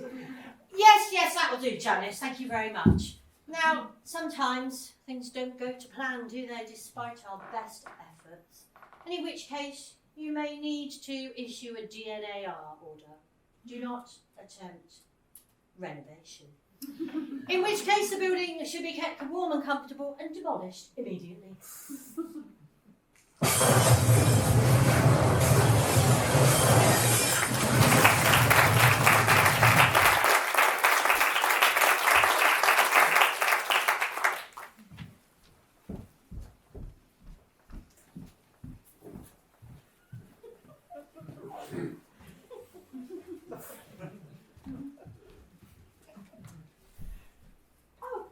Come in. How nice to see you, DCH. Yes, lovely to see you, Atrium Health Centre. Lovely frontage. Yes, well, how have you been? Oh, we really must go out for another drink sometime. Don't be nervous. I know that meeting like this professionally, I mean, feels rather awkward, but GP practices have seen everything before. Literally everything. How can I help?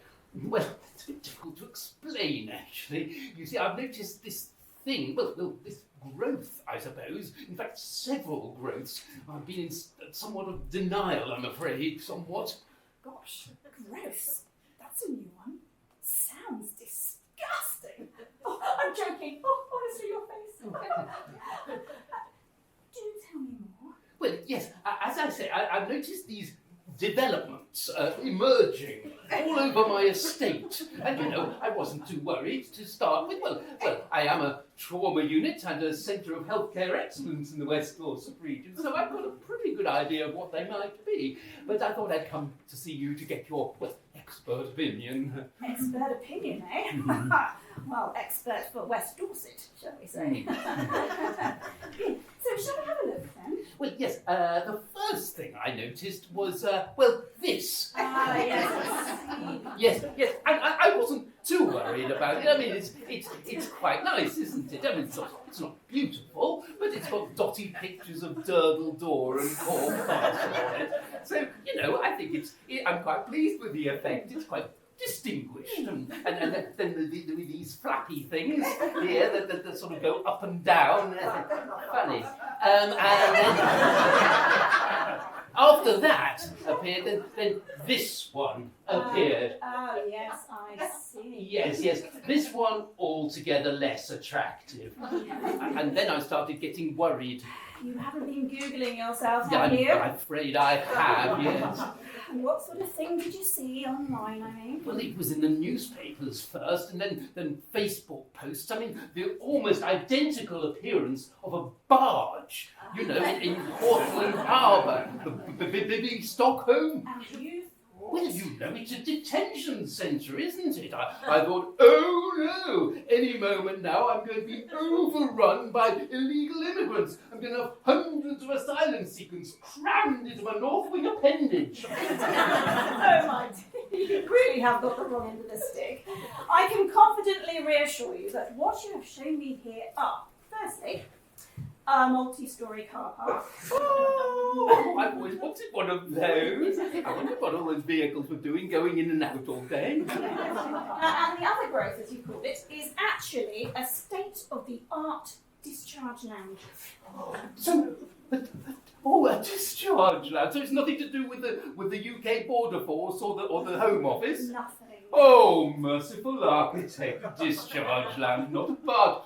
Well, I mean, I've been getting a bit bunged up recently. Maybe I'll be able to discharge some patients. I wanted to talk to you about that too. It's a bit embarrassing to mention it. That's excellent. Delighted to put your mind at rest. Good. So nothing to do with illegal immigrants. Not that I've got anything against them, you understand. Poor people. Well, yes. No, I mean, you might well see some asylum seekers. You might discharge them if they need hospital care. Yes, and they could go straight from my discharge lounge back to their bivvy, and it would all look very familiar, wouldn't it? Right. There was one other thing that I noticed. On your west side, something missing. Demolition marks. Oh, yes, I noticed that, but I wasn't worried.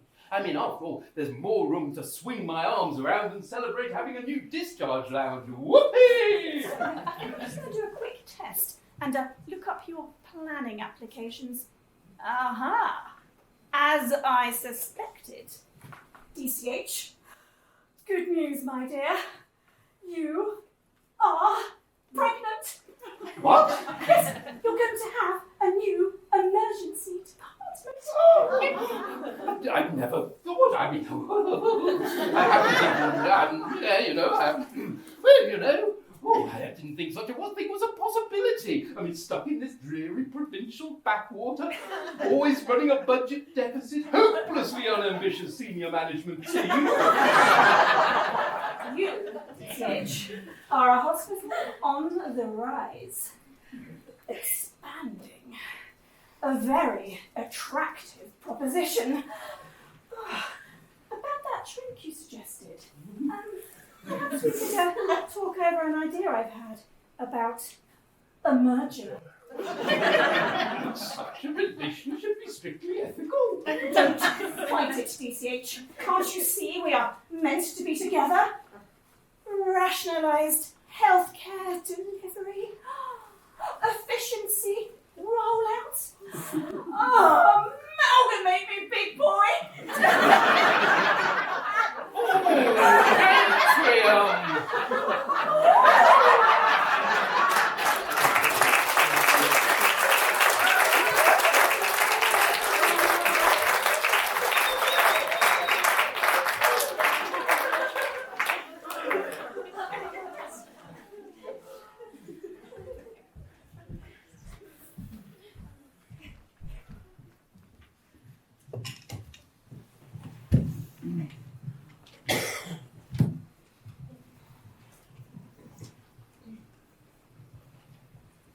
Hello. Enjoying it? Yes. Good job, alright. So, another thing. So we've reminded you of the last 4 years, some of the highs, some of the lows. We're having a think backstage and we thought, what if we came face to face with COVID and we wanted to explain what it had done? Kind of from the beginning, you know, that March time, up until that joyous time of vaccinations, and we thought of something like this. Hey COVID virus, you're so rife in New York City. I'm 1,000 miles away, but I have to say they're looking pretty in the poo. Times Square's deserted because of you. I swear it's true. Hey COVID virus, don't you worry about the distance from your starting place in China, and there's nowhere with resistance to your spike. And once your RNA's inside, it multiplies. Oh, it's what you do to me. Oh, not just respiratory. Oh, it's what you do to me. Oh, I don't think I can breathe. Ventilator, please. Hey COVID virus, you make saturating hearts. Some don't believe in you, just like they say they don't believe in songs. I'll wear a hood. We'd have a vaccine if we could. Our masks could. Hey COVID virus, I so wish you'd go away, but every time that I come down with you could take my breath away and spoil it all. Your chronic syndrome makes me crawl and lose it all. Oh, it's what you do to me. Oh, not just respiratory. Oh, it's what you do to me. Oh, I don't think I can breathe. To me this seems pretty far, but not in planes and trains and cars. I'd work from home if I could have my way. Anti-vax make fun of us and we'll just laugh at them because we know that none of them have felt this way. Oh COVID, I can promise you that by the time you get through, the world will never ever be the same, and you're to blame. Hey COVID virus, please be good and don't infect me. 2 more years and kids will be at school as if your ancient history like swine flu. They know it's all because of you. They can do whatever they want to. That vaccine RNA's for you. Drug treatment too. Oh, it's RNA for me. Oh, it's RNA for me. Oh, it's RNA for me. Oh, it's RNA for me. Vaccinate me, please.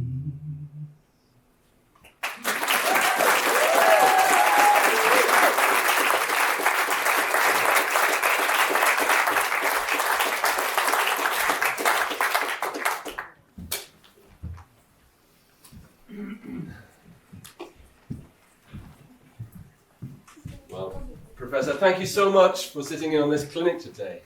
Your expert opinion is much appreciated. The privilege is all mine. You were always one of my most promising students, and when I read your paper in the Annals of Psychotherapy, I was most intrigued. Well, I hoped you would be. It was your championing of music therapy that awoke my interest in the field.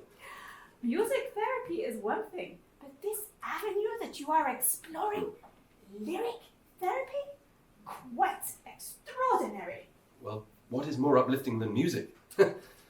You taught me that, Professor. And what better way to access the joyous memories that are buried within us all than by using the power of the pop lyric?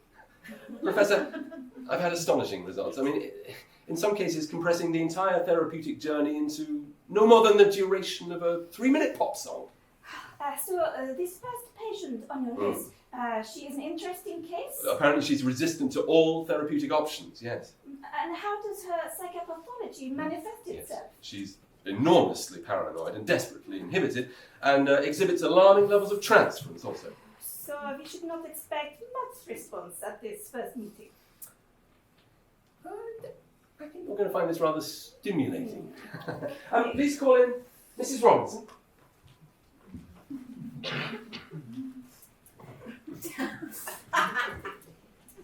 What's new, pussycat? Whoa, whoa, whoa, whoa, whoa! I've been having therapy for years. It hasn't done any good. Oh, the lack of self-worth. The incessant belittling. Wish you could do something to make it stop. Wouldn't it be nice? It's just that I can't take it anymore. What's that you say, Mrs. Robinson? I can't take it anymore, and there's something else. What's going on? I've got urges. Do I? I'm so ashamed. Tell me, where did you sleep last night? In my bed, alone, of course. Are you lonesome tonight? My feelings are complicated. Never fallen in love with someone, never fallen in love with someone, never fallen in love. In love with someone, you should never fallen in love with.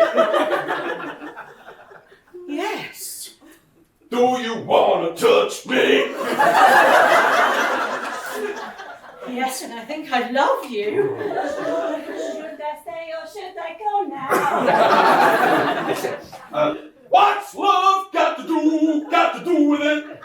Well, everything, and it feels so good to say it at last. What is love? Oh, it's feeling good, and I love everything and everybody.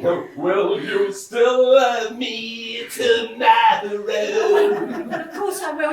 You've worked wonders. But I don't think I need therapy anymore.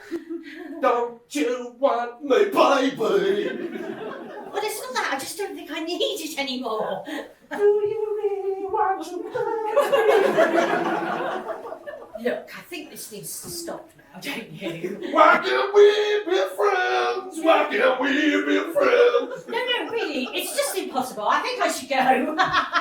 Is this it? I don't need you anymore.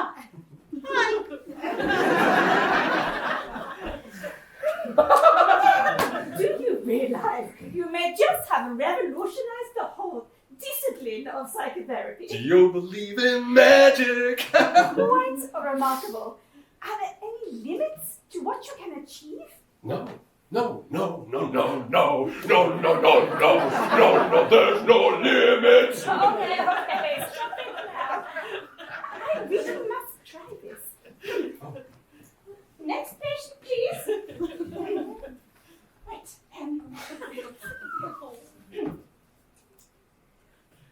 How deep is your love?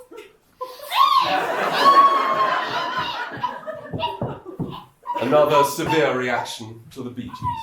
Now, up to 17% of British people will turn violent when triggered by any mention of a hairy, hit-making trio.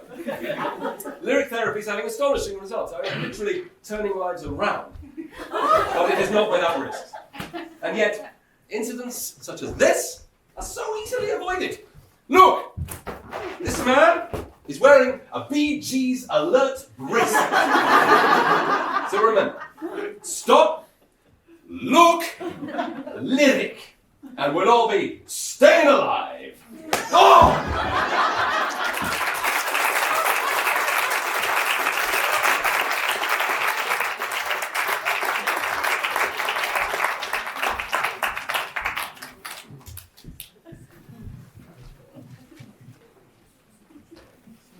Ladies and gentlemen, last year saw the retirement of the great Elton John.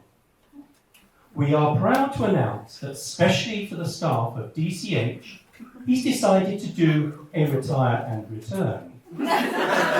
So, let's welcome the one and only Sir Elton John. It's great to be back here in my favourite venue, Dorset County Hospital. And I'm going to sing a medley of my favourite songs. They packed my bags up tight last night. Transport hour, 10 a.m. 'Cause the doctor said,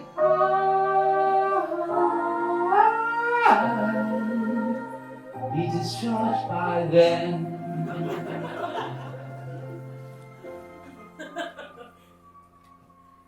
The physio just came, said it's not right. My house is quite unsafe, and I'm way off my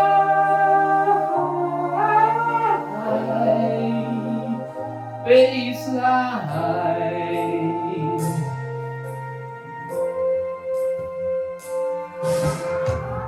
And I think it's gonna be a long, long time to fill the D2A and then to find a QDS package to get me home. Till then, oh no, I'm a blocking man.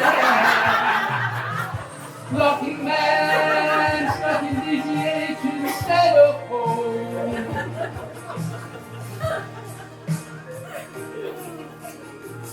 This ain't a place to have no next to kin.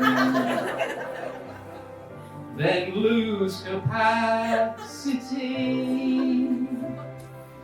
'cause they must refer me to a court of protection.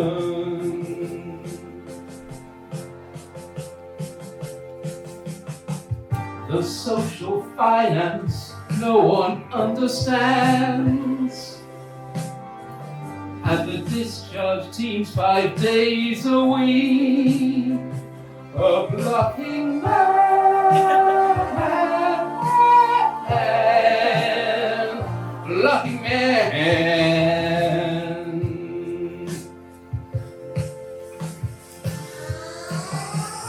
And I think it's gonna be a long, long time to switch the D2A and then to find the QDS package to get me home. Till then, oh no, I'm a blocking man.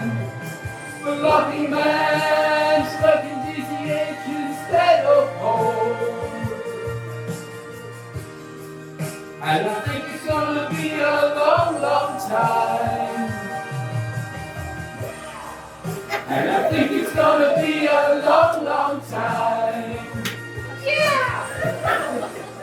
And I think it's gonna be a long, long time.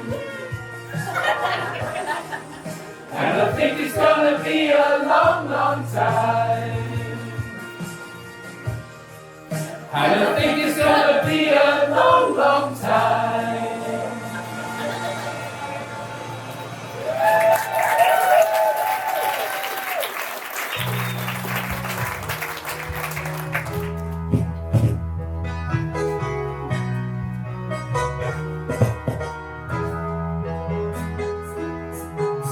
Don't wish it away, your surgical house job's not forever. When you're on Everett spree, I can honestly say your career can only get better. With exams on the way, you must doubt the reason you applied. But it won't be long before FY2's done, and you made a new start on an egg Qantas flight. And I guess that's why they call this a blues. You've tried out your hands with retracting those wounds, or working with surgeons, pulling up ulcers, throwing up under those theatre green covers. I guess that's why they call theatre blues.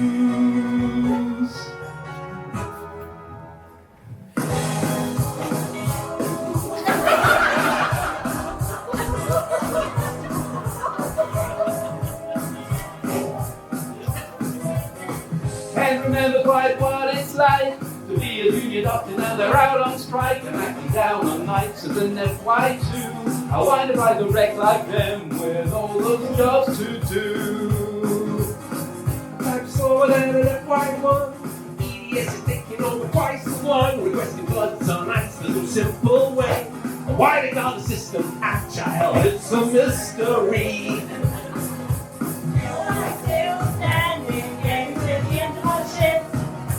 Working as a junior doctor, feeling very slightly hit.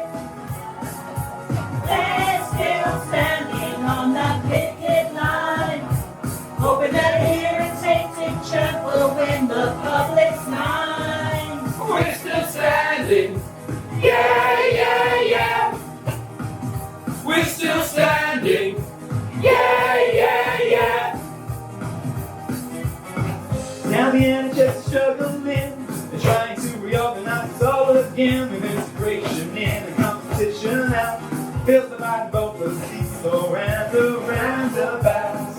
But you know we're still standing, caring like we ever did. Dressed like a human driver, trying not to get COVID. We're still standing, trying to do the best we can. Look, you know what this is when it flies across, and it's the fire. We're still standing, yeah, yeah, yeah. We're still standing, yeah, yeah, yeah.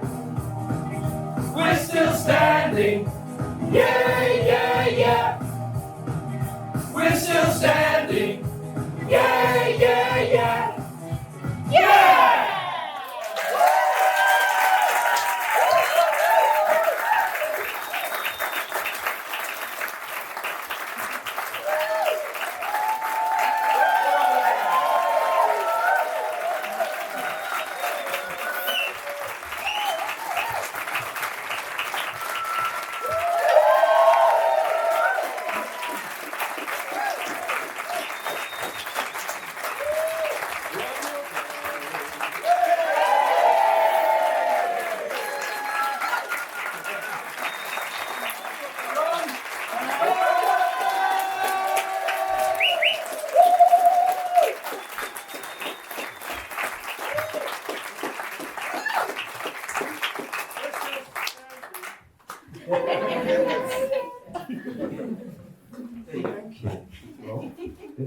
Yeah, just well. So coming on the last night, you get a little bit more of a speech from some of us. Namely to thank people who make it. You all realise of how much effort we've put into it. There will be a lot of rustling coming, so we've got a few extra thank yous. Lovely. So, first of all, we've already clapped him, but Jonathan, without him, we physically wouldn't be able to put on the show we put on. He does everything from the lights, the tech, probably dragging you all in, and we can only thank you. So we've got a little bottle of something for you, Jonathan. Thank you so much. I won't get up to you. Somebody will see it. And then we've got a little thank you as well. So one of the original cast members and someone we could never do without, our very own Mrs. Jenkins, but Teresa.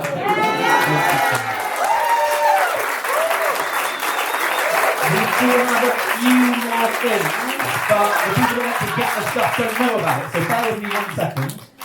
Will? All right, yes. Yeah, yes. So Teresa's been with us for 25 years, and she's been playing this Jenkins all that time.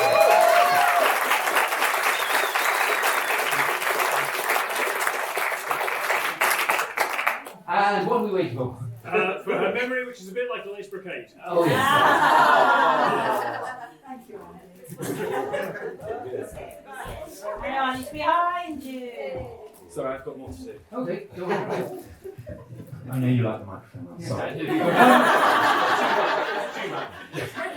So, the main part of the show is the scripts, the songs, and as a cast, apart from those that have done it, we want to kind of recognise those people. So, the 4 individuals we want to talk about most that do write, sing, write the songs, do the tech in the background till midnight and gone. So, just a little thank you to first Jenny. Jenny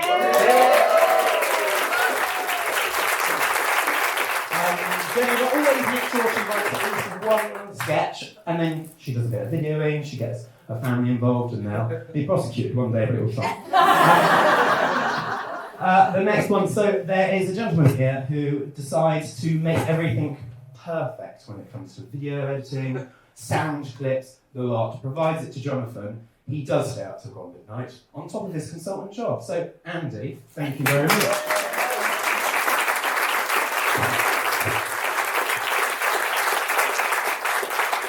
And then it is an ongoing joke, might just be my joke, but I'm sure people love it, that the stars of the show, most years, but definitely this year, we had a few sketches without them in, and they were a bit bored backstage. So the writing, the songwriting, the singing is phenomenal, and I'm sure you will all agree. So first, Dr. Tom Marsh.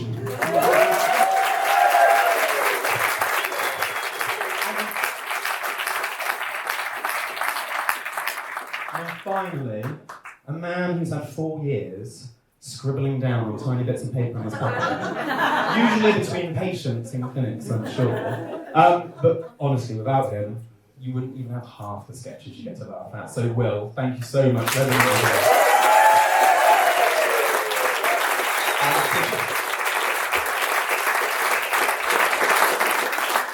And we have something from us to say thank you, and for allowing us to make your scripts come to life. Yeah, sure. And I'm sure now, Will, you want to say something? Yeah, of course. Oh, my fact. Yes, no, it is. It's great. And the other thing we've done is raise some money. So this year, you've probably noticed that the ticket price has gone up a bit from 4 years ago, but that means we've raised £2,700.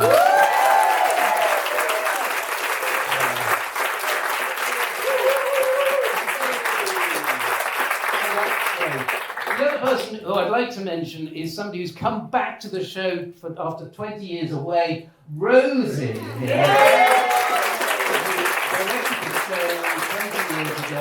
And has been away but has come back, and there's something special for her tonight because her partner is here tonight. Gareth, you're here, aren't you? Do you want to come and share something with us? Just a little thing.